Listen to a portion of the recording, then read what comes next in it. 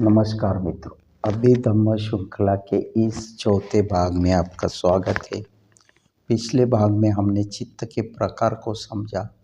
अब आज हम जानेंगे कर्म कैसे काम करता है और मन पर उसका क्या प्रभाव पड़ता है। कर्म क्या है? अभिधम्म के अनुसार कर्म का अर्थ है मन द्वारा किया गया कोई भी इरादे वाला कार्य, यानी हमारी इच्छा, भाव और मनोभाव ही असल कर्म है,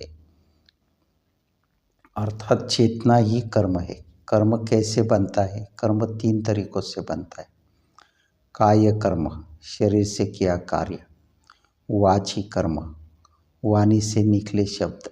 और मनोकर्म, हमारे विचार, इच्छाएं, भावनाएं। लेकिन अभिधम्म की दृष्टि से असल कर्म मनोकर्म ही है, क्योंकि शरीर और वाणी तो केवल मन की ही अभिव्यक्ति है।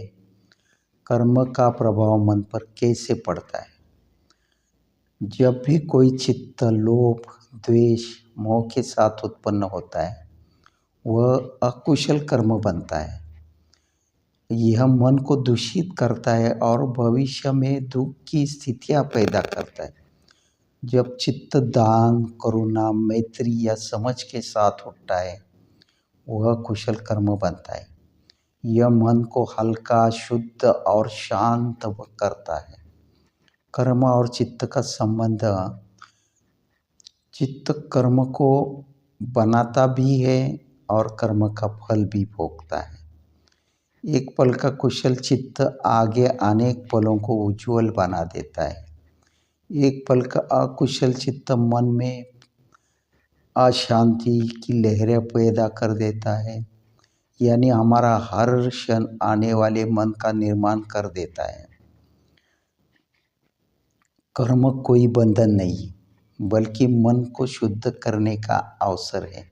अगर हम अपने चित्त को समझ ले तो कर्म हमारे विरुद्ध नहीं चलता है, बल्कि हमारे साथ चलता है, हमें दुख से सुख की ओर ले जाता है। अगले भाग 5 में हम जानेंगे चित्त का प्रवाह कैसे चलता है और अनुभव कैसे बनता है। धन्यवाद। मंगल हो, सुखी हो।